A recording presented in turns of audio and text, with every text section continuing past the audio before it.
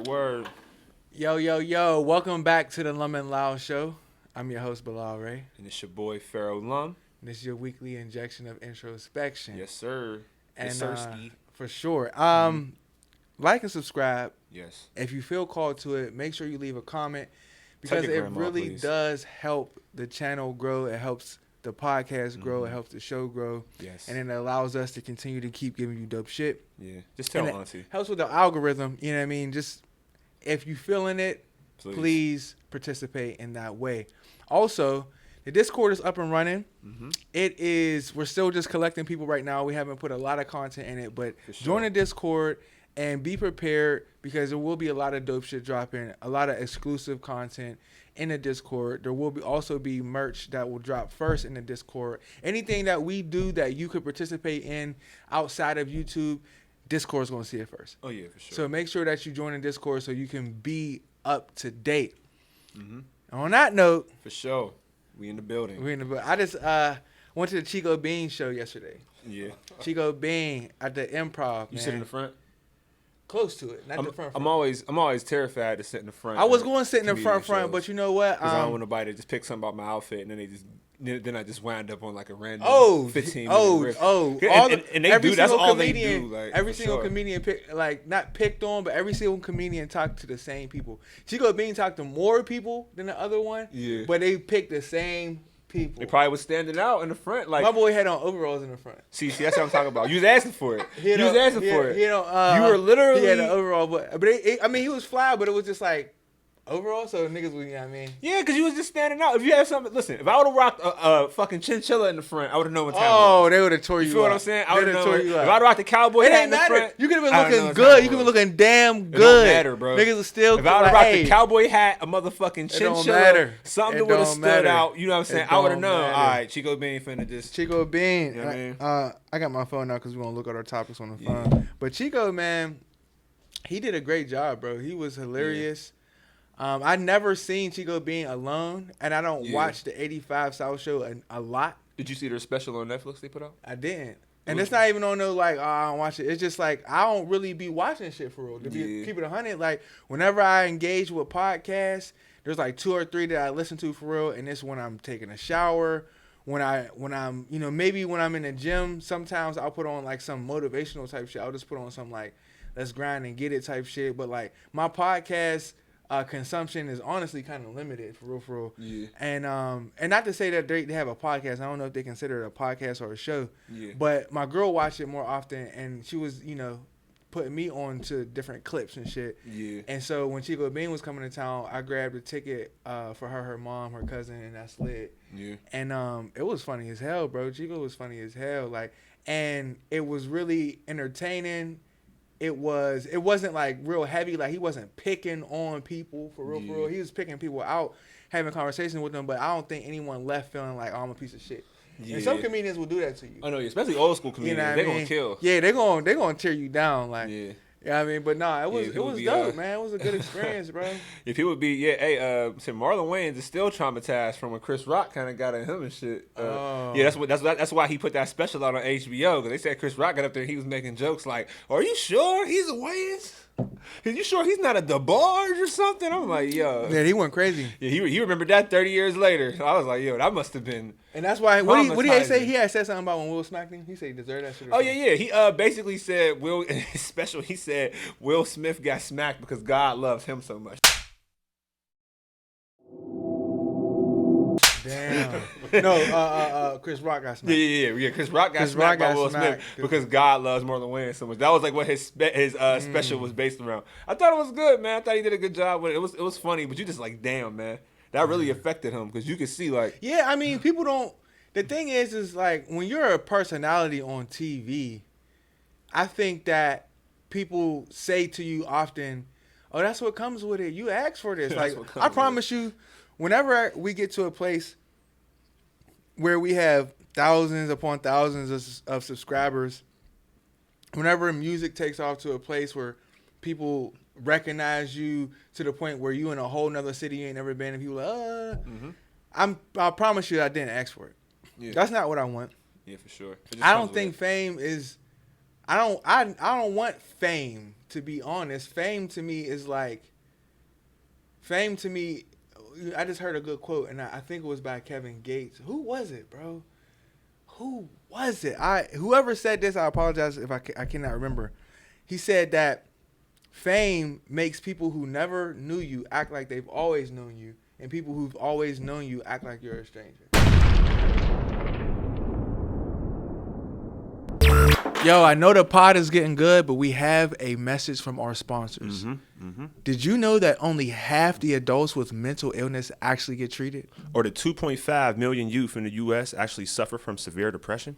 Our sponsors, the House of Wax, is raising awareness of mental disorders through knowledge, education, and music as a collective resource hub. So let's normalize talks about mental health. To continue to raise awareness, for resources, visit the house at waxmentalhealth.org. And if you know someone in crisis, make sure you tell them to dial the crisis hotline at 988 because you are not alone.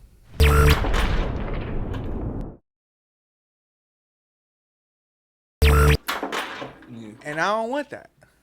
So I feel like Marlon definitely had a difficult time. Yeah. When somebody making fun of you publicly and everybody laughing at you, it's like, damn. Yeah, especially like when you're like I said, the OG. Like even I was watching just to talk about, you know what I mean, how that can affect you, like when your OG get at you, you know what I'm saying, before we get back on.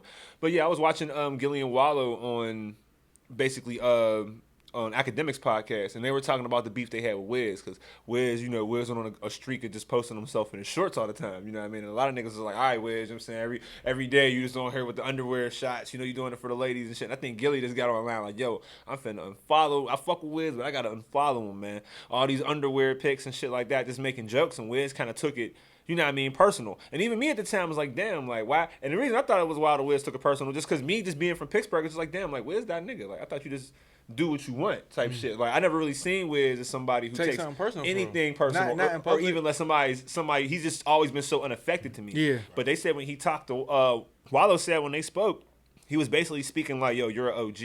And when you have a voice in the game and people look up to you and shit, you got to watch what you say. He's like, I respect y'all. You know what I mean? It was more like a respect factor. Like, damn, I watch these dudes. I support them and they online, you know what I'm saying, trying to get at me or whatever. And I guess I kind of feel him because I'm sitting from my seat as a fan watching both of them go back and forth. But maybe if I'm minding my own business, posting some different type of shit, and I had somebody I look up to, this conversation shit like that to me, maybe it affects me differently too. You know what I mean? So I definitely feel like, yeah, a lot of comedians will definitely tear you down. But I feel like we're in the new age of it's still being competitive, but I feel like people are kind of a lot more careful about what they say and what they say and do for real.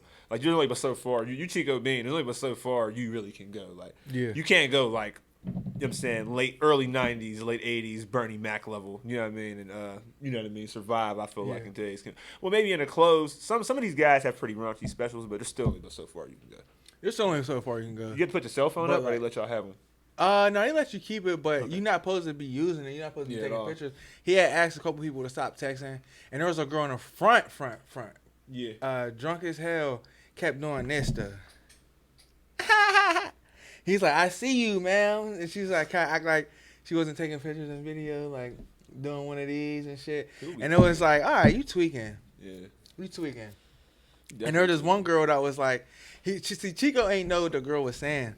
He heard her, but he ain't know what she was saying. She was speaking Pittsburgh for "Is you trying to fuck after this?" But he ain't realize because she was like, you know how Pittsburgh girls be. Yeah. She was like, Chico. She's like, what's up? What's up? And he was like, what's up? She was like, what's up? Yeah, that's Pittsburgh for us. We fucking or not. Yeah. So what's up? Like, what's up? And we just like, yo, what's up? He was like, what's up, man? I don't know. Like, she was like, you tell me. He was like, no. He was like, no, you tell me. And it was just like, all right, that's Pittsburgh for her. She's trying to get you the draws, bro. Yeah, when she hit you with it, what's up? Like, you already know what that means. But it was a good show, man. And he had like a bit where he was doing a lot of like musical numbers. I shouldn't say musical numbers because it wasn't like he was breaking out song and dance, but he was asking people like different, music that they was rocking with in the 90s, and like he knew songs from every group, and like then he made up a song. Like it was good, and it leads me into the next topic that somebody had asked, which is a lighthearted topic. Like, what non-black music do we listen to? Oh, I got a lot of. But Well, first of all, it's hard to describe non-black music. Let's get one thing straight. Most of 90% all this music is basically black music. We're asking what non-occupying black music Right. listen to. What genres are least occupied by black people that you can? Because I don't ever want to give the fucking illusion that you white people created rock and roll. No. I'm sorry if anybody gets offended by that. Or any of the versions of rock that exist. Any of the versions of rock, but I do enjoy some white rock and roll, though. You know what I mean? I do enjoy it. You know what I mean? There's a lot of people I enjoy. You know, I enjoy me a little. I feel like we've Nickelbacked out. Yeah, we talked about Nickelback. We talked about Nickelback. But I've been like, y'all white people going stop, fuck disrespecting Nickelback. I don't know why they be acting like Nickelback don't got them bops. Nigga, life hasn't turned out quite the way I want it to be. They're like, I've been in my alternative rock bag for a little bit because I feel like this is a black artist, but I feel like his style of music, and I wouldn't even attach him to a specific genre, but if you had to, it would probably be something like alternative rock or alternative hip hop. But his music, his lane is definitely predominantly white occupied. Yeah. It's Tizo Touchdown. I don't know if y'all listen to Tizo Touchdown. He's hard. Coming out of Texas. He looks very eclectic. He kind of comes off strange because he'll have plaits, and in his plaits he'll have like nails in them. Yeah. You ever seen him? Yeah. Like a picture of him? I think I know who you're talking about. He's hard though, bro. Tizo Touchdown was hard. And I peeped him on some social platform a year and change, maybe 2 years ago, when he was doing a lot of short videos in front of the same scenery. Right. Yeah. It was like a garage parking lot type of situation, and he was doing all his videos in that same scenery. And I'm like, yo, these is kind of bops though. And then I looked him up, and like I put him on to a couple of people. There's some people that's like, yo, that one joint you put me on, like they really rock with a couple of his hits. Tizo Touchdown, and I would listen to his shit. That's how I find new artists. I'll find you on your streaming on my streaming platform that I like to use, Tidal, because it was, I don't know if Jay-Z still owns it, but it was the black owned streaming platform, so I'm gonna rock with it. Yeah. And when I listen to an artist, I want to find new music. I just let their playlist play. I mean, or let their more like such and such play. Yeah. And if I find some shit I like, I add it to a specific playlist. You know what I mean? And then it was primarily all alternative shit. Yeah. So sometimes I'll listen to that shit in the gym because my trap playlist, it get tired sometimes. Yeah. You know what I mean? No, I definitely have alternative and different rock joints that I have in the gym. I'm a big Kings of Leon. You know what I'm saying, fam? I feel like they shit's fire. Like, you know what I'm saying? Use Somebody, even Sex on Fire. Oh yeah, they got some hot joints. Sex on Fire to me is like crazy. I'm a big Jet fan. They're like the band from England. Jet, I let Matt and put me on them. Are you gonna be my girl? Yeah, that shit is fucking hard. Tight. I feel like Freddie Mercury is the greatest white man singer of all time. I don't think there's another white man who walked on planet Earth who's the one that sang for singer to me, Queen. The one I sang for, I feel like, well, I mean, it's debatable for sure. A lot of people's like, I don't know. No, there's a bunch of, somebody will like, Frank Sinatra me down. Nah. Somebody will. Somebody's going to Frank Sinatra was cool, but like compared to like Paul Robeson, Paul Robeson wasn't what people would consider Frank Sinatra, but if I had to put his voice against, you know what I mean? Yeah. Come on, bro. Am I thinking Paul Robeson?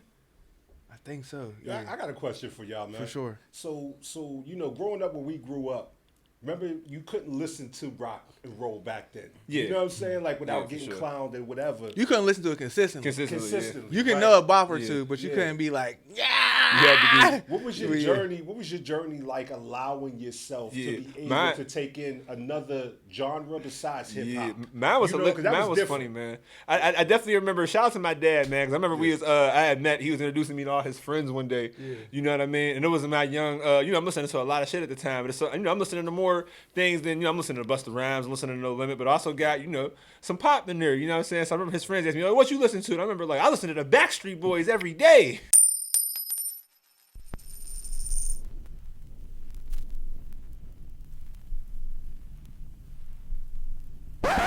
You said that? Damn. Yeah, I remember I said that. Whoa. It was loud. It was like in the barbershop. It was like in the barbershop and everything. I said, I listen to the Backstreet Boys every day. My dad was embarrassed as hell. Yeah, my dad was. I know he was, but he held me down though. He was just like, you don't even know, you know what I'm saying, what song you like it is. He, you know what I'm saying, he supported me, you know what I'm saying, he always is like. Yeah, shout out to your dad for being No, he supported shout me. Shout out to your dad and I had to get being older. supportive in that moment, because any other dad would have crumbled. Yeah, he would have crumbled. He would have crumbled. What? But he held it down. We was in the barbershop. No, you know he be with his mom and shit, you know he be with his mom and shit, you know.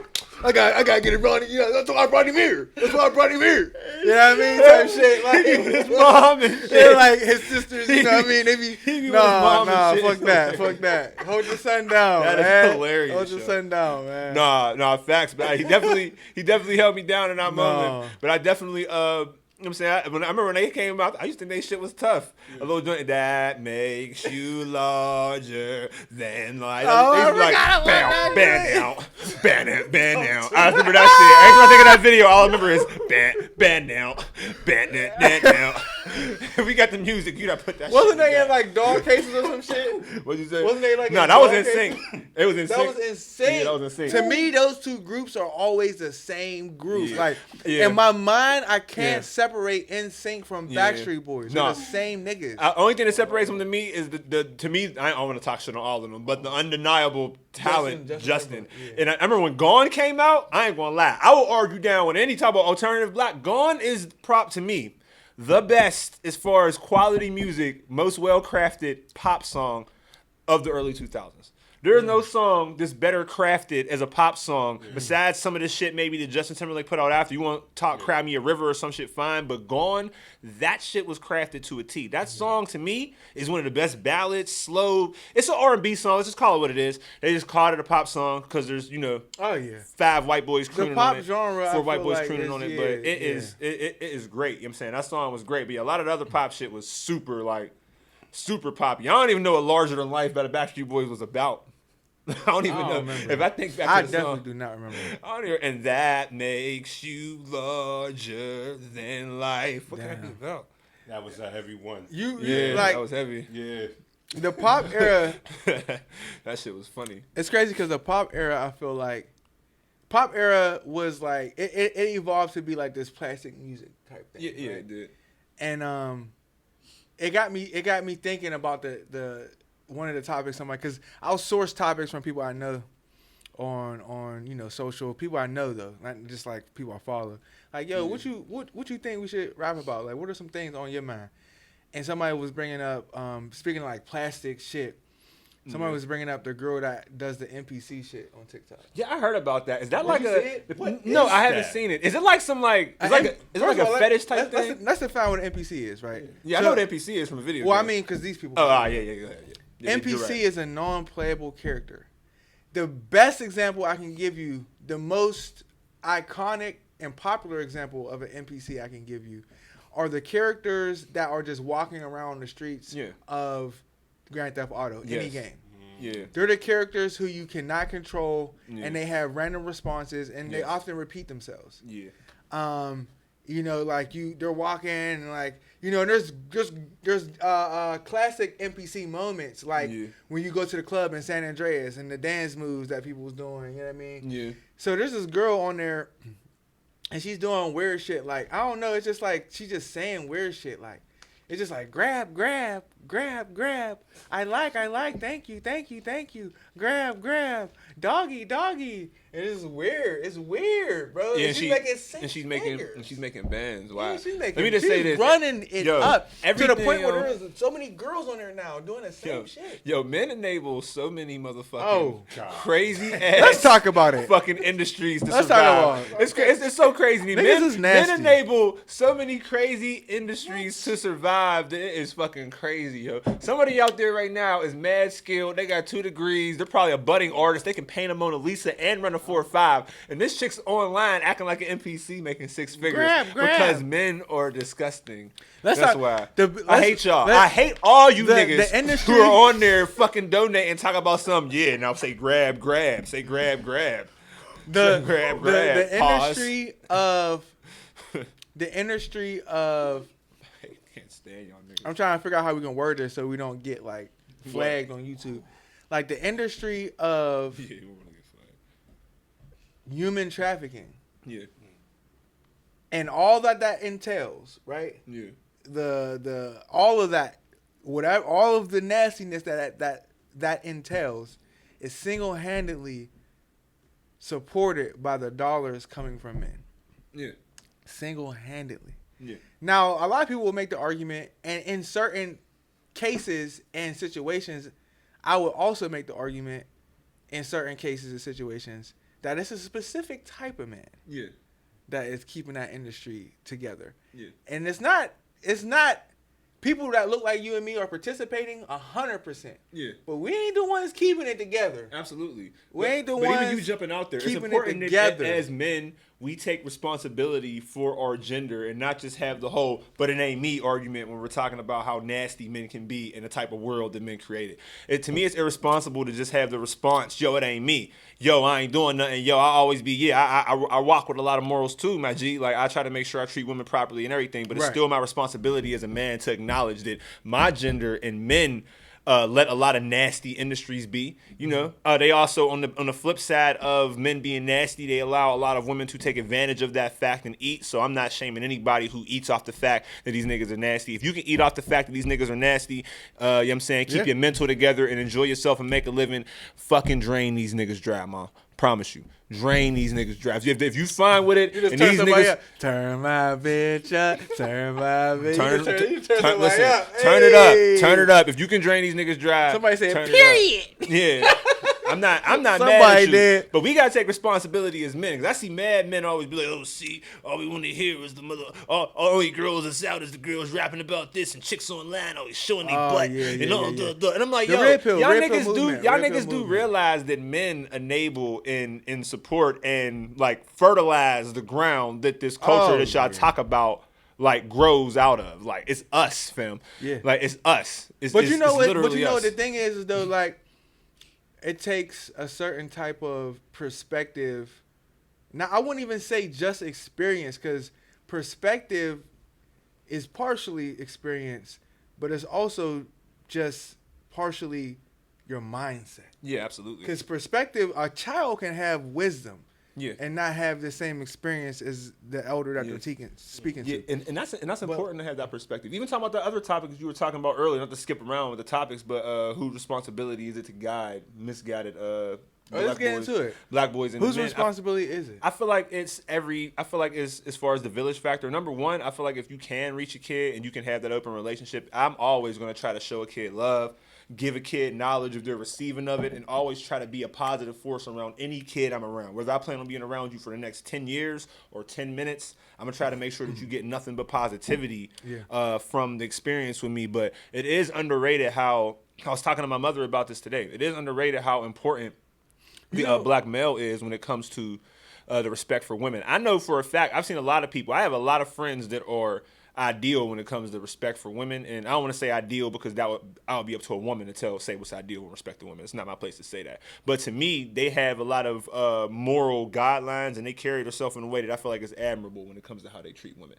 And just friends I have, you for instance, you know what I'm saying, and a lot of other people I had who may not have had the closest relationship off their whole entire life with their father, maybe not looking up and hanging on every single word he has. They've still found a way to be that person. I see the main question I see online a lot is, how can you not have respect for women when you were raised by a single mother? And I definitely have respect for women because of my mother, but I just want to say, like, again, bringing up my dad was the one who drilled the respect for women into me. There's a certain way black women love you. I think that's a silly question, though. And to me, like, there's a certain, it is. And to me, but your mother isn't human to no one. Yeah. Nobody looks at your mother as a human being. Yeah. Your mother don't even count. Yeah, and to me, there's a certain, bad way. No, and there's a certain type of love that your mom can give you that can lead to you not respecting black women in the way you should. Like, for instance, I say it all the time. Like, I've heard this quote from more than one black woman. When a black girl, when I got into it with a little girl when I was in grade school or something and she hit me, you know, my mom's first response would be like, yo, if a little girl's dumb enough to hit you, she's dumb enough to get hit back. And I've heard that response from a lot of people. And I'm saying that's everybody. You could have spent your whole life beating women's ass. That's what I was trying to tell my mom. And now, in retrospect, when she's looking at me, when she's looking at me now as a 6'3" grown man, she understands the danger in telling somebody that. In the moment, you just mad somebody messing with your kid. You just like, you better defend yourself. Right. You just thinking about, I got to teach my son how to defend himself in this world. He can't be going to school getting bullied. You don't even see the whole male and female dynamic of this. You just see it as a kid messing with your son. Right. And this little kid can't, you know what I'm saying, shouldn't be messing with my son. My dad, on the other hand, I remember I said a joke when I was like 2nd or 3rd grade. And I was like talking about some girl messing with me. He was like, yeah, I almost did something, just making a joke. Like I almost bang, bang, bang. Like I almost punched her or hit her or something. My dad pulled off the road like we had the cops behind us.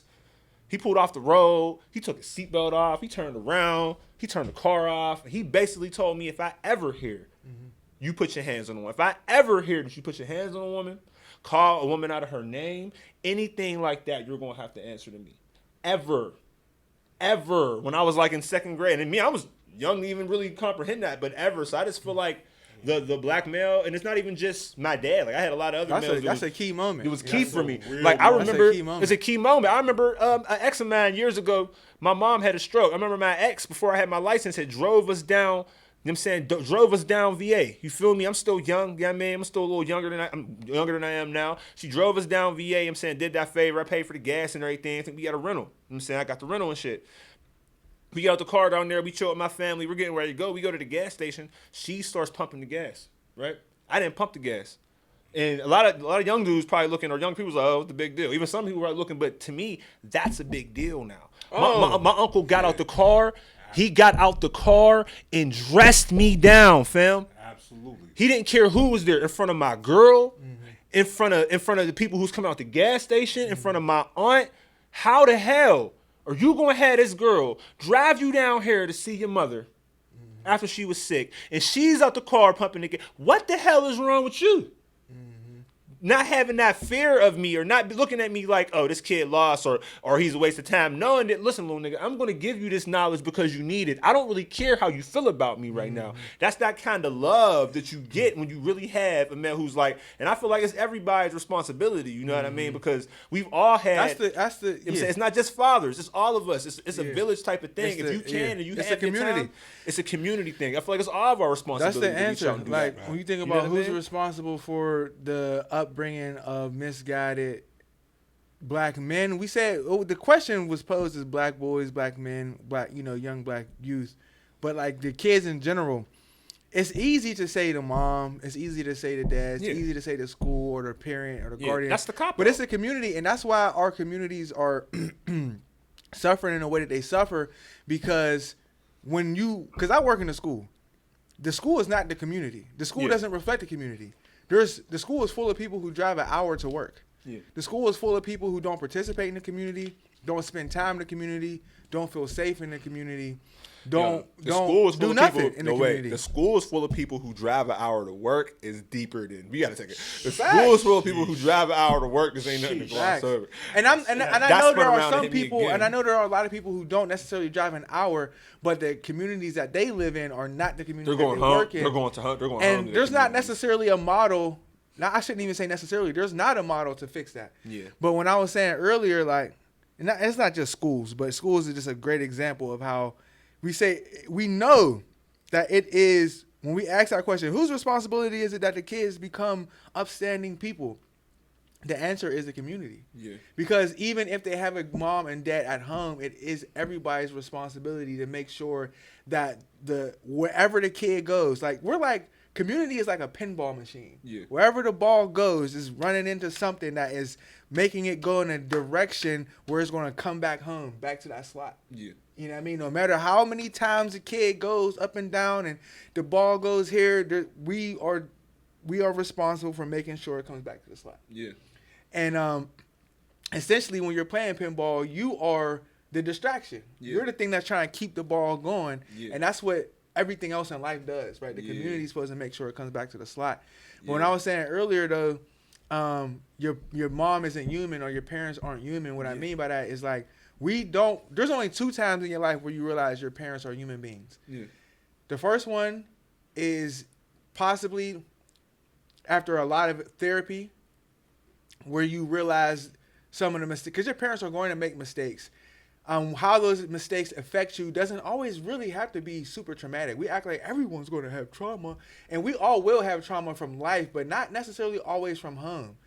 And I know some people's not gonna like that because they got trauma from home. I got trauma from home, but all people ain't gonna have trauma from home. But that's when you start to realize that your parents are human. When you go through those conversations and you start to unpack the shit. And the other time that you realize how human your parents are is when they die.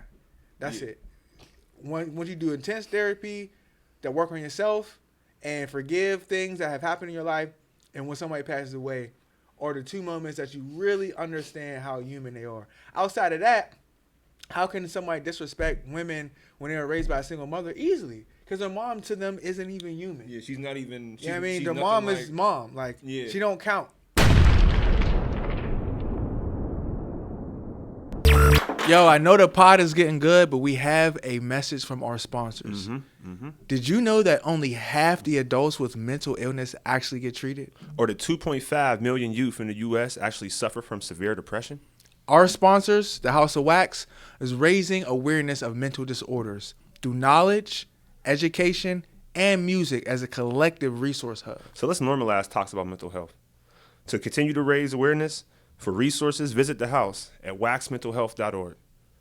And if you know someone in crisis, make sure you tell them to dial the crisis hotline at 988 because you are not alone.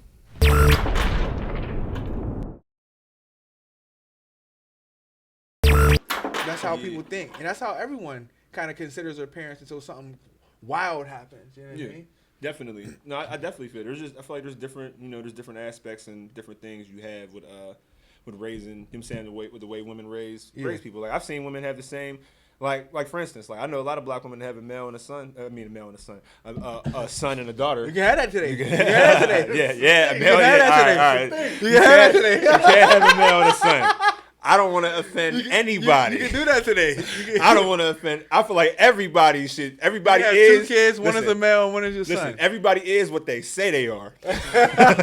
I don't want to know. You said I don't want no smoke. But you can have a son and a daughter. You know what I mean? Yeah. If you're I've seen it. Like if your son gets somebody pregnant. If I would have got I'm gonna use me just so I can not give a generalization. If I would have got somebody pregnant, the first thing my mom would have told me was to get a DNA test.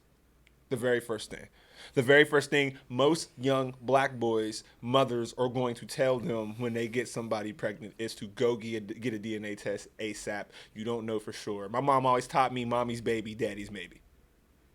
When it comes to what you're doing with these girls. Listen, when it comes to these girls, somebody get pregnant, mommy's baby, daddy's maybe, you get a DNA test. The same black women are going to, most of the time, unless you're rational, and I don't really want to do it. And I'm just going to say my mom again, because I don't want to put generalizations on anybody. My mom would blow her top if my sister was to get pregnant and a dude comes and asks for a DNA test. She's going to be offended.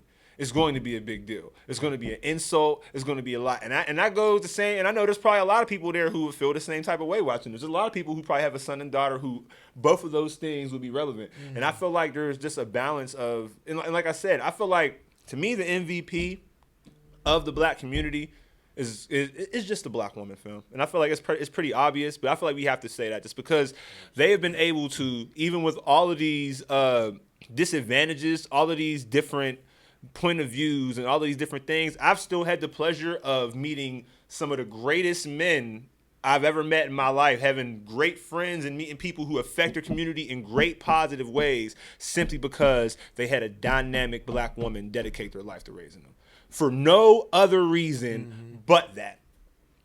So despite all of that, to me, it's just like, they are the MVPs of the community just thinking about the shit that they go through. And I don't want what I'm saying right now to come out as any type of indictment on black women at all. It's just a kudos to y'all because of all the different things that you have to deal with and all the different ways that you can easily ruin a young man or a young woman when you're just trying to love them or guide them or raise them properly. I feel like when you try to do anything out of fear, you're going to... When you try to do anything out of fear, you're going to mishandle what's in your hands. Yeah. No matter what. Yeah. That's why people that do martial arts or people that do I'm doing gun training, right? So I'm in these classes for just getting more accurate, getting more comfortable with drawing the gun. Because even the people who are in the most beef in America are not practicing their gun skills enough to say that they are proficient. Yeah. Think about that. Yeah. A nigga that shoots at somebody twice a week is still not practicing his gun skills enough to say that he's proficient. Because if you're shooting at people twice a week, and the same motherfuckers that you're shooting at is still alive. Yeah, you ain't that proficient. Are you proficient? Damn, son, I should laugh. Are you proficient? Are you proficient? I got ops. How long you beef with them? Yeah, 10 years. I always shoot 10 them. years? Yeah. You've been shooting the same niggas for 10 years? So you secretly love them, right? Yeah, right. That was, you don't want to way. hurt them. But anyway, I'm taking this class, and the class basically through what was I talking about? You were talking about proficiency, right?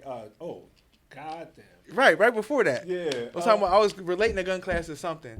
You shoot somebody twice a week. We were talking about black parents. We were talking about, damn, that shit going. I'm gonna go back and watch the pod. Like that's what I was. That's what I was trying to say. Definitely. Go back.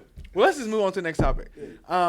Speaking of black women, a conversation has popped up amongst black people and the internet at large, I assume. But really, I don't know that because it was a question I had internally, but now I know other people are talking about it because somebody brought it to me. Yeah. It was a question I had before this person even brought it to me. Yeah. And I don't participate on Twitter. I don't have a Twitter, so I don't know what niggas be talking about. Yeah. But they said, and it's the same question I had, why haven't I seen Drake on podcasts or shows that were exclusively black women or woman, but then I see him in the bed with this plain Jane little boy. I'm not about to disrespect her. I just plain Jane white girl. So it was just a strange like occurrence to me though. It was a strange occurrence. Go crazy. I was about to go crazy, but I'm not gonna go crazy because she don't deserve that energy from me. Yeah. She ain't do nothing wrong.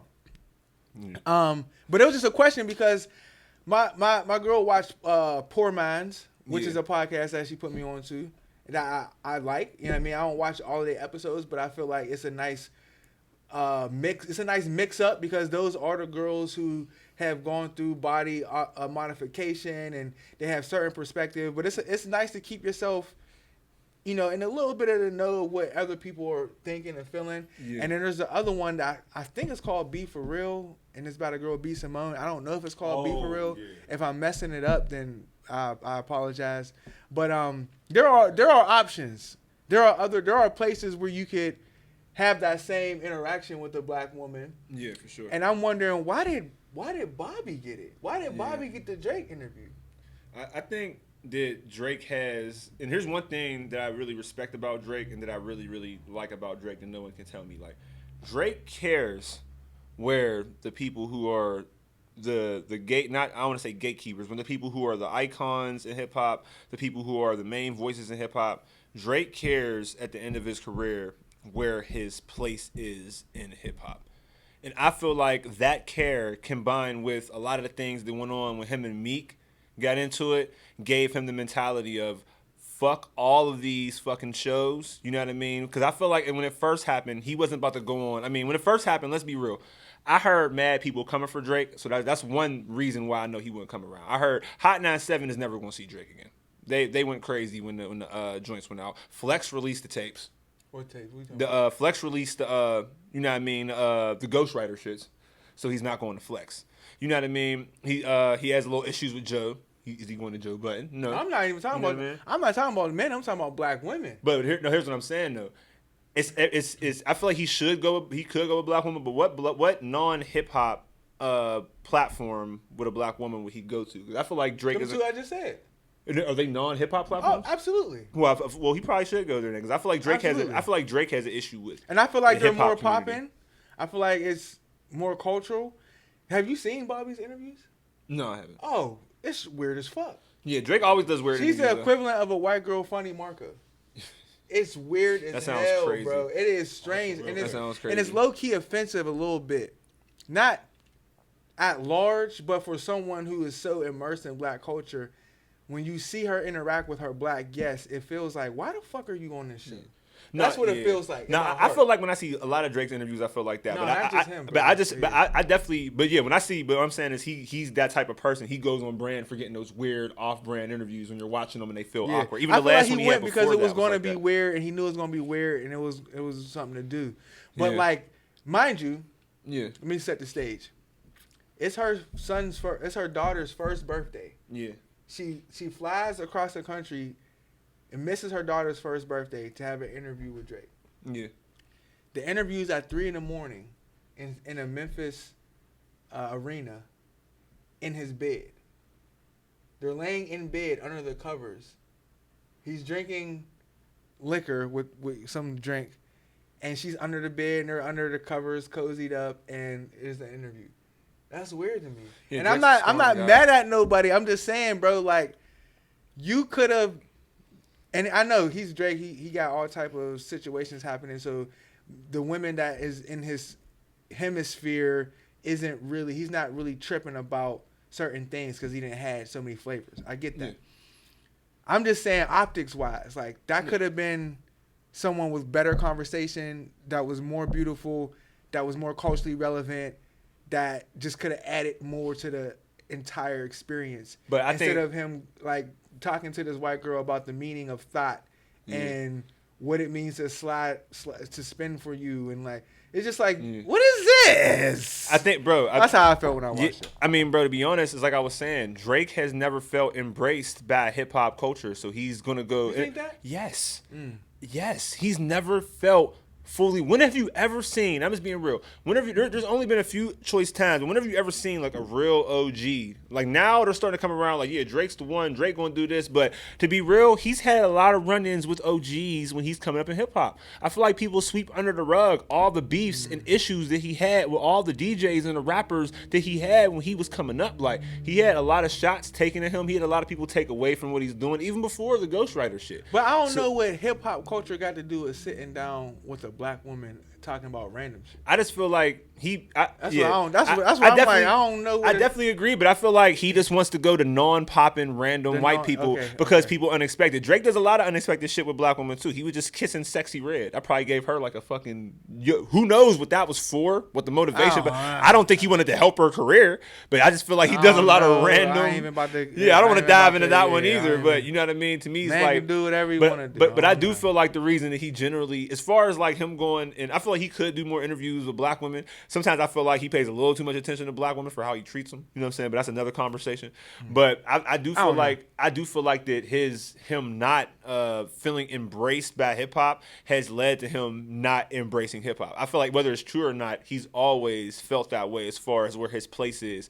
And the regardless what anybody wants to say who's a Drake fan, the Meek beef, that should affect his career going forward in a way that will never go away. There's always going to be that asterisk by that nigga's name but is he writing this shit though? But did he write this? Did he write that? You know what? I just listened to Nas' album the whole way through. But does it matter though? Not one in hip hop. I feel like it does and it should. It matters to the people that sitting in a barbershop, but them niggas don't have no power over anything in the industry. No, but I feel like it should. I feel like it should matter to the hip hop fan too, because we don't need to keep going to these standards for these other genres. We let white people control all of the other genres, like I said, that we made already. The whole Drake's lyrics don't matter thing is a middle America white fan thing of them trying to change hip hop. And the reason I feel like it should matter is because it's literally something introduced with him, and I don't think any one rapper should ever be bigger than hip hop. I feel like the reason that hip hop is the genre and it's held at the way it is because of the competitive nature and the emphasis that we put on how skilled it is or how skilled it's supposed to be an MC. So I just feel like once we start saying that whether you wrote your shit don't matter, it's a very, very slippery slope to the point that we have something that don't it's not hip hop down the line. I'm just saying the reality of the people who, again, we said this 2 pods ago. Yeah. The people who pay to keep the hip hop genre in rotation are primarily middle America. They are. So they make the decisions on the overall bigger standards of what is acceptable and what isn't. Yeah. To me, as a hip hop fan, I'm always looking for people who are making music that is relevant to how I feel, but also lyrically entertaining. Yeah. So for me, it's always about that. And if it's lyrically entertaining, I'm always assuming that you wrote the lyrics. Now, if you didn't write the lyrics, to me, the only time that it's okay when you didn't write the lyrics is when your talent is using your voice. Yeah. When your talent is singing, I should be more specific because rapping is using your voice. Yeah. When your talent is singing Yeah. I don't care if you wrote the lyrics or not because your talent is in the delivery. Yeah. Rap is double-sided. Your talent is in the delivery and the content. Yes. That's where we look Yes. at you and say that you are who you are Yes. because you pen this Yes. but like Ice Cube, let's go back a couple pods ago, we talked about Ice Cube. Yeah. And he said that a lot of songs are written by committees. He said hip hop by committee. So I guess you can call that a writer's room. We have friends that are writers. Yeah. And, you know, they can tell me there's a lot of music that's like, bro, there was 6 of us in here, bro. Like, Yeah. I mean, there was 8 of us in here. You Yeah. know, we was in here with the producer. We was writing. We was going back and forth. You know what I mean? We might have wrote the whole song, had another girl sing it, then had the main girl come in and listen to it, and she might have tweaked it or she might not have. And then she re-sang it, and then finally it's made. For sure. You know what I mean? So I think personally, as a hip hop artist, though, I would love to know that you're writing it. All I'm saying is that. And to me, you don't even have to write it. I feel like you don't have to write it for me to like the music, but you have to write it for me to be talking about you being the greatest of all time. That's where I'm not. That's where you can like talking the music, about. When we're talking sure. to Five, you don't got to write. Listen, I listen to music all the time. I don't know if this nigga And write half his shit. I really enjoy I still a lot like of it. Drake's Listen, music. I like Nice for And that's What. not gonna stop. I liked a lot of shit. I liked a lot of shit he put out recently. The other motherfuckers ain't like. I'm a Drake fan. I feel like I would go to a Drake show. I fuck I'm with probably Drake. gonna go to the one in Atlanta. Yeah, to be honest. I fucks with Drake, but to So, me, like when you we're can talking like the about music. the GOAT, when we're talking about who's the greatest of all time, and we're discussing you with the likes of like Biggie and Pac and Nas and Biggie, I mean Nas and you know what I'm saying, Nas and Jay. My whole thing is there's a big difference between me and him being in a writer's room and me writing a verse and him being like, bro, maybe you should say it like this, or maybe having a hook for a song and this nigga coming in and handing me a verse. That's where people try to fucking muddy the waters in. Like, we're not talking about him being in the writer's room. Don't take me to somebody's section. Don't tell me that Nas had a session with Travis Scott and Travis Scott decided, oh yeah, I have this hook. Let me give you this hook for the song, and Nas took the hook, and that's the same thing, because no the fuck it's not. Because I heard those motherfucking reference tracks that he used. And it's fine that he made them hits. But it's not the same thing as a nigga coming in and giving you a whole song from beginning to end. Collaboration and someone writing for you is not the same thing. No one's ever come into a room with me as an MC and giving me an entire song from beginning to end. I've had plenty of creative people give me advice about a line or two, and sometimes I took them, sometimes I take it, and sometimes I don't. But that collaboration process is a lot different from what people are talking about with him. And that's why I don't like when people really bring that up, because there's a lot of people who collaborate on that process. But like, nah, bro, like you were getting dude came with whole song. I heard dude's whole reference track. All the lyrics were the same. But again, though, I don't know. To me, that's a separate conversation than sitting down and having that interview with a black woman. Because a black woman isn't, just because you sitting down with a black woman don't mean hip hop. You know what I mean? It's not like, it's hip hop now. We gotta have hip hop conversations. It's not. It's not. When I seen the interview, I didn't think too much about it because it's none of my business. But the one question I did have was, why didn't he give a black girl that shine? But I also have to remember, Drake was pretty much raised by white women, from what I understand. You know what I mean? So maybe that's not such of a thing on his mind, and that's fine. You know what I mean? Like, I have a different experience. So for me, I'm not giving a Bobby the shine over the Poor Minds podcast. Like I'm like, if they wanted to interview, they reached out to me, and if Bobby did reach out to me, if I'm at that level, I'm like, I'm good. Yeah, I definitely think that's just he definitely me could. personally. He definitely could have went to a black woman. That's all I'm saying, because it ain't even about the hip hop. It's just about the optics. Like, why her? And then she's so weird. And the interviews is like, maybe I feel like the interviews aren't good. They're worse interviews than Vlad TV interviews. Yeah. And I say that honestly. Like, to me, Vlad TV interviews are hard to watch because people be getting off. They be like, yo, this and this happened. This and this happened. And then that's how the Crips started. And he'll be like, yeah, so what made you iron your pants that way? Like, why was that a thing in the set? Like, it's like, it just feels like, bro, like, it just feels stuck. I'm gonna tell you what, Vlad interviews are entertaining to me based on the other person. It's never about him. It's like, that's the thing. It's never about that's him. The thing. Certain like, people, I would definitely say it's always. It could be about them. Like I'll watch Joe Rogan. I'll listen to a Joe Rogan podcast interview, and I won't know who the fuck on there. I have no interest in them. And sometimes the conversation with him, he can carry a podcast. I don't Rogan feel that always way. stands his own. Yeah. Joe Budden Joe always Budden stand. He don't invite people a lot, but no matter who's sitting around him, he don't change, and he's always the center of energy. Yeah. I love that. Yeah. There's that interview was very like, and it was entertaining. I'm not gonna lie, it was very entertaining because it was so weird, and it was slightly narcissistic. It was slightly sarcastic. It was weird, and sometimes weird shit is entertaining or interesting to watch.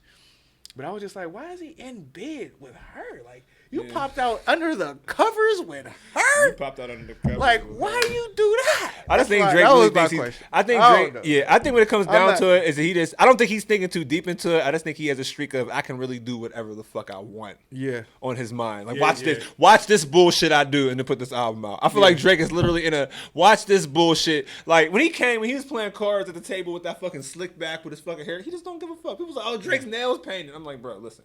The nigga done hit a baby. The nigga was in blackface. The nigga invincible when it comes down to it. He'll lose a beef or lose a rap. That's fine. But his career ain't never about to be threatened by that shit. Ever at all. Ever at all. You know what I mean? That's what I think. With him, I think it's more so, it's entertainment. Like, I don't think he went there to talk music with that lady. No, that's what I'm saying. He could have had, and I'm not even trying to say he should have. I'm just saying, if you with a black shorty too, you also don't have to talk music. That's real. But even even past the black and white in it, this is the nigga who was peeing in the Grammy and shit too. He doesn't have any respect for any higher institution of music at all. He's just like, I'm gonna talk to the bullshit and not have to do nothing. Fuck a source. Fuck a Grammy, fucking American. Drake don't show up to shit. American Music Awards, BET Awards. He don't show up to nothing. So I feel like it's just I feel like he definitely should, but I feel like in his mind, it's not like a active avoidance. I feel like in his mind, it's just I can do what I want, and I'm going to keep on doing this bullshit. Let me go sit with Lil Yachty on the beach, because me and Lil Yachty just happen to be on vacation, because it's just random. Hey, you want to interview me? Fuck it. Yo, your boy peed in the Grammy? I mean, in the, what? Yeah, he said he peed in the Grammy. Okay. He drunk out of it. You know what I mean? He does a bunch of shit to him. Listen, I've seen him do everything. Not simultaneously.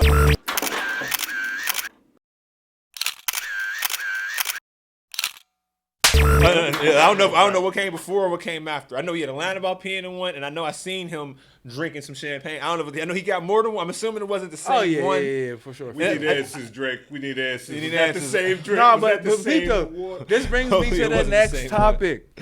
Not to say that Bobby is, because I know she exclusively gets interviews based off of like pulling in their fan base, and that is a smart strategy, and you should use that strategy. That's why people get features on songs and everything. Yeah. So not to say that she is, but someone brought I think it was you before the pod. We were just throwing out topics, and a great topic is, what is the definition, or what is a culture vulture? Yeah, definition of culture vulture. That was one of the topics I sent in, and I said it because like I feel like a lot of people are willing to go out on a limb.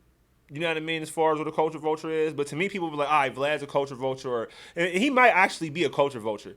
But I don't really see Vlad as like the undercover cop that everybody sees Vlad as. Just as somebody who just... there are people that are way more like, this is what happened on August 5th when King Von walked down to the store. Like, I watched them they be going crazy. Yo, they be on there like... On October 28th, he decided to walk him. There's this one dude who I watch on YouTube. I forget who it is, but he's talking about something. It's so fucked up.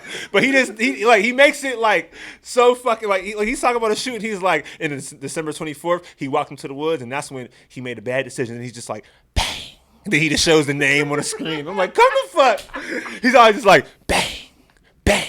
And then he'll show like the names when somebody died. Yeah. Like, I don't feel like Vlad is like all out, because my whole thing is like, bro, I don't think he's a cop, but I don't think he's a cop.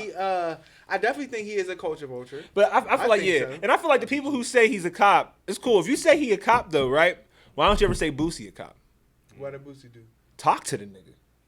You saying he a cop, so you telling me Trey D from the Crips is a cop? Well, that's what I'm saying. And I'm not putting any of these dudes on a pedestal, you know what I mean? The mob guys, the gangster guys, nothing. I'm just saying, if y'all want to come out and say Vlad's a cop, the school that I come from, if you talking to a cop, you a cop, nigga. Mm-hmm. If you talking to a cop constantly, you a cop. If you tell me so-and-so is getting motherfuckers locked up and homie over there is talking to him, I'm not associating with you no more. You're just like him. So I feel like a lot of people are bold enough to go out there and call him a cop, but they're not bold enough to go out there and be like, and Boosie a cop too.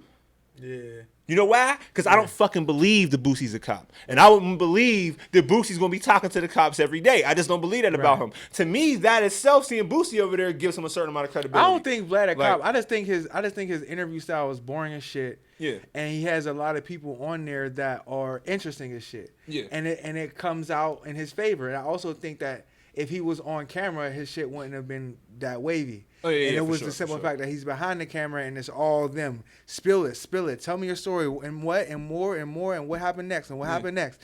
And so, but the thing is I don't enjoy listening to him. Whenever they're telling a story, I'm like, yeah. But whenever he started talking, I'm like, this is whack. Yeah. When they start talking again, I'm like, yeah. Whenever he's like, yeah, nah, I'm like, this is whack. Yeah. And it's just like, it keeps going like that. And that's why I laid off of it, because I felt like you got to realize something. When you're watching Vlad TV, you're not doing anything other than adding to his empire. Oh yeah, for sure. You're not doing. I mean, and that's not to say you should or shouldn't. But if you go, for example, let's say you go to McDonald's and there's this girl there that you like, and you've been going there often, you've been ordering because you're trying to holler at her. Every time you go to McDonald's to holler at her, you ain't doing nothing but paying McDonald's. Yeah.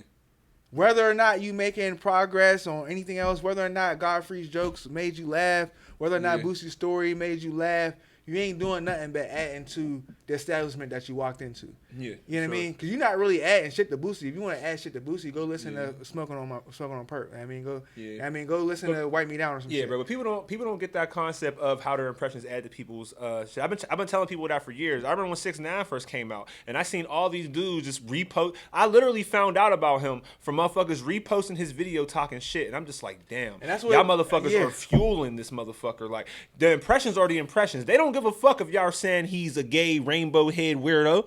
All they care about is 19,000 impressions in the last 24 hours on Facebook. 24,000 impressions in the last whatever on Twitter. X amount of impressions in the last on YouTube. This amount of views, and y'all motherfuckers are just fueling it. People don't understand how they can fuel careers like that. You know what I mean? They don't understand. They don't really think about that when they're watching. People will watch Vlad and talk shit on him. Me and you don't even feel like, oh, he's a cop. We may feel like he's a culture vulture. You feel me? Fueling him. You know what I'm saying? I know these things because I've watched. Yeah, you've watched. So I don't watch anymore, but I have watched. But what I'm trying to say is there's people who ongoingly, if you don't watch anymore, then I can't count you in that, but there's people who ongoingly feel how you feel and are going to wake up and turn the Vlad TV interview on tomorrow. Like, that is support. Like, I hate this nigga, but like, I just want to see what big homie OG Crip 597 said about the da-da-da. Yeah. You know what I mean? Like, so just like, yeah. But like, I think also, though, an interesting thing is that, so the homie I asked, or the homie that I told this topic to, and she was just kind of like elaborating. Like, she said 6ix9ine is a culture vulture, but she also brought up, she brought up Brittany Renner. Yeah, for sure. She said that Brittany Renner was a culture vulture because she had a lot of content out there that alluded to directly and indirectly about just having a rich nigga's baby, and she went out and did it, and she felt like that is a culture vulture. But Brittany Renner is a culture vulture. That's what Shorty said. First of all, I'm happy I just realized who you was talking about, because I don't know why I thought you was talking about Brittany Griner. And No. Not Brittany. Brittany Griner's a culture vulture. No, you started talking about her. What culture did she vulture? No, it wasn't even a culture vulture part that had me off. You like, trying to have a rich nigga baby. I'm like, Brittany Griner? Yeah, rich nigga baby. Oh Lord, what did I miss? No, Brittany. But Griner. I don't think she's a culture vulture. You know, I mean, it's to me, like, can you be part of the culture? Because to be a culture vulture, do you have to be considered an outsider in the culture to be a culture vulture? Are you an outsider in the culture? Yes. Is she an outsider in hip hop culture? Is she not an insider? I know she's not the most morally. There's a lot of morally unsound people in hip hop, so I don't really want to. And I don't know. I can't say hip hop because it's not about.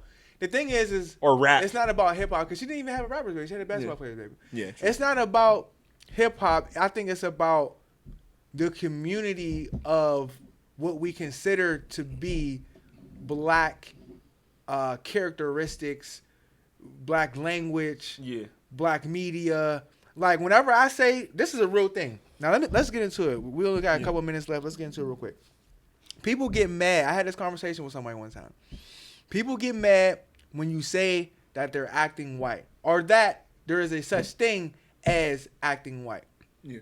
Now, I believe and I stand on that there is a such thing as acting white, and there's a such thing as not acting white. Yeah. And the reason why I say that is because we were talking specifically about speech, but just in actions and at large. Yeah. If you put speech into it, there is a cadence that different people speak with.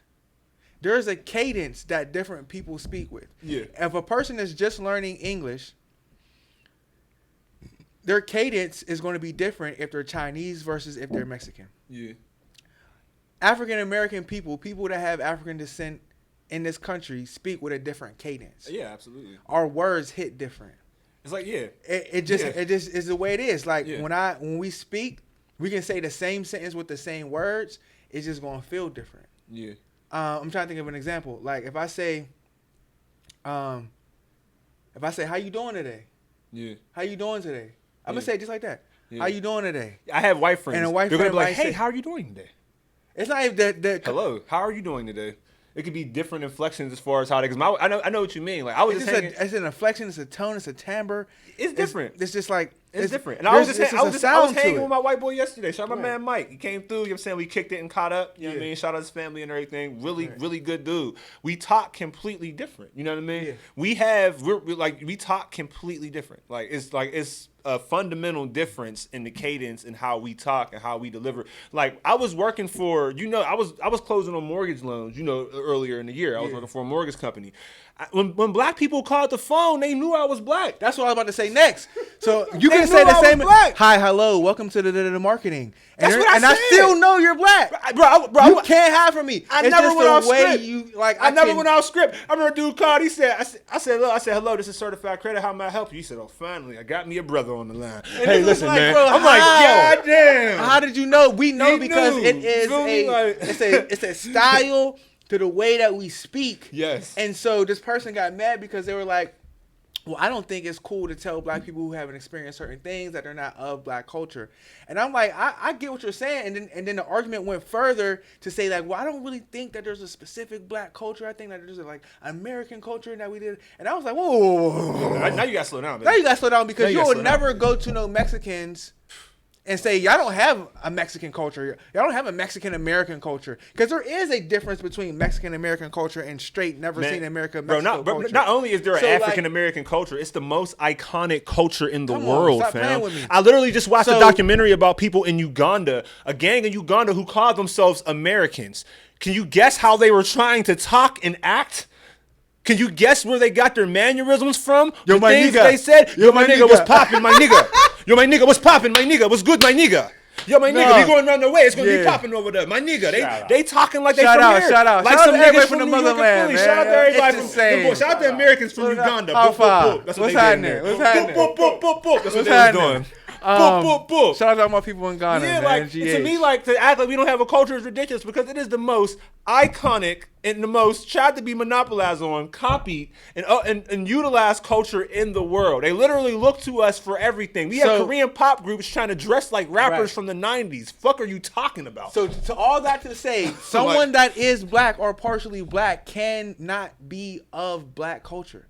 And if you are not of black culture, whether you are half black, full black, not black, whatever, you can, if you're not of the culture, if you're over here and you're using the culture for some benefit, then you are a culture vulture. Yeah.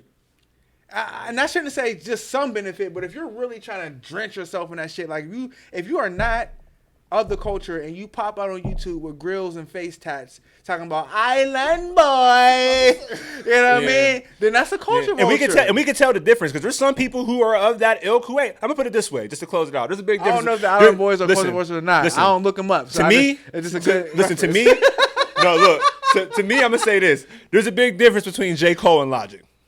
Okay. That's all I'm gonna say. And they are both people who have a lot of similarities. A black parent and a white parent. There's a lot of similarities. There's a big difference between how I and black people look at J. Cole and look at Logic. I want you can figure out why. You can figure out why. It's easy. No shade. Look at both of them for long enough. No shade. You will figure out why. Because when I was on Tumblr, and Logic first came out, the man was. He can rap. I'm like, I'm just talking about how he look at, and it might not even necessarily be an opinion that I don't even want to. I don't want to get into. It might not even necessarily be an opinion that I hold or don't hold. I'm just saying in general, the way black people talk about, speak about, and look at J. Cole and Logic are two different ways. Right. And there's a reason for that. You know what I mean? This is what we want you to do. In the comment, tell us your definition of a culture vulture. And if you don't have a definition, give us an example. We want to know, what does it mean to be a culture vulture? And if your culture is not black culture, you still got culture vultures. Yeah. So speak about it. Talk about it. What does a culture vulture look like if you are Mexican, if you're Indian, if you're Latina, if you're Asian? Do y'all have culture vultures? How do they show up in this space? And make sure you like and subscribe. Yes. Make sure you put a little comment for the algorithm if you're really rocking with us. Yes. And outside of that, make sure you take care of yourself, man. Absolutely. One more thing. R.I.P. to Cheese, man. R.I.P. Cheese. R.I.P. to Cheese. It's violence out here in the street. All love to Gilly, man. All love to Gilly and Walla. I know, you know what I mean? I know that it'll probably, this might not make it to Gilly's ears, but it don't matter because you heard it. And it's a hard thing to lose a loved one. I never lost a child or nothing like that, but we gotta love each other out here. You know what I mean? And these are the hard things to talk about it, but also not talking about it don't help the situation. So we got to make sure as a parent that we know what's going on out here in the streets. We're gonna get into that so the we can next improve. pod too. We're gonna talk about that. Definitely love each other though. For now, man, be safe. This has been the Lum LaL show. Yeah, man. For and sure. We'll holler at you next time, man. Peace. Easy. Yes, sir. That was dope. All right, boom. That was dope.